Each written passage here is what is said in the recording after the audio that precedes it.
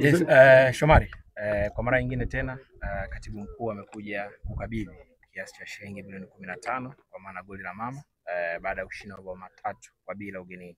Pengine hizo tukazungumzia kwa neno la shukrani, lakini pia ahadi kuelekea mchezo mwingine ambao unafuata siku kadhaa kutoka hivi sasa ambao tutacheza nyumbani. Kwa niaba ya wachezaji kwa ujumla, kwanza mheshimiwa, napenda kupeleka shukrani zangu za dhati kwa mheshimiwa wetu, mama yetu Samia Suluhu Hassan kwa motisha hii anayotupa. Kiukweli inatufanya sisi tunazidi kufanya vizuri na tunazidi kuiwakilisha nchi vizuri.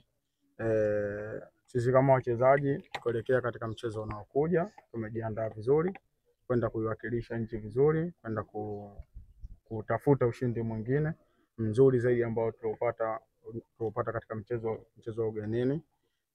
Na kwa kweli nimesikia maneno ambayo yametoka kwa mheshimiwa wetu. Sisi kama wachezaji yametuingia na tunakuahidi kwamba tunaenda kuyafanyia kazi ili kuweza kufanikisha kufika fainali na kuweza kuchukua kombe hili kwa mara ya kwanza. Hilo ni jukumu letu sisi kama wachezaji. Tunamwahidi mama yetu kwamba tutaenda kupambana kwa kadri ya uwezo wetu ili kuweza kufanikisha hayo malengo ambayo yeye alikuwa nayo na sisi kama timu na kama wachezaji tuko nayo.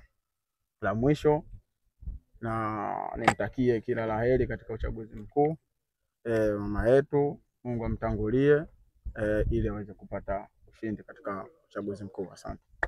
Shukrani sana. Kumalizia.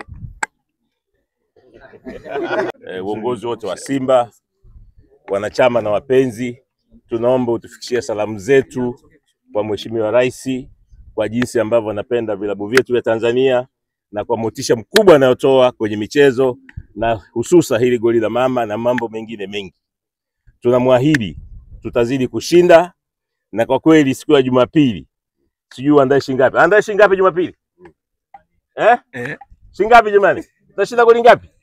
80. Haya. Andae 80 itakuwa shilingi goli ngapi? Na Kilikuu.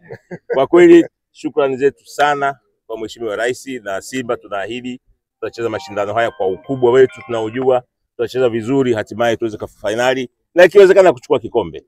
Hii ndiyo msisitizo wetu.